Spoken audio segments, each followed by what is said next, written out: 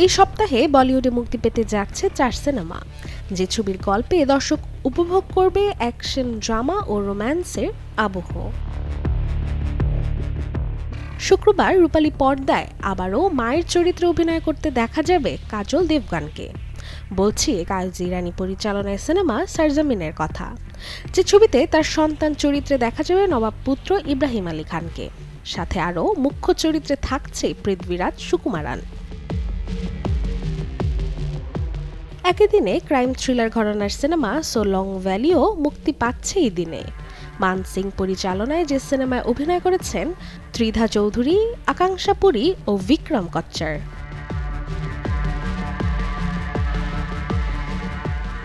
এই তালিকায় আরও 2 সিনেমার মধ্যে রয়েছে অ্যানিমেশন ঘরানার মহাবতার সিং, যেটি পরিচালনা করেছেন অশ্বিন কুমার, এবং থ্রিলার ঘরানার সিনেমা রাসা, যেটি পরিচালনা করেছেন জেসন জোসেফ।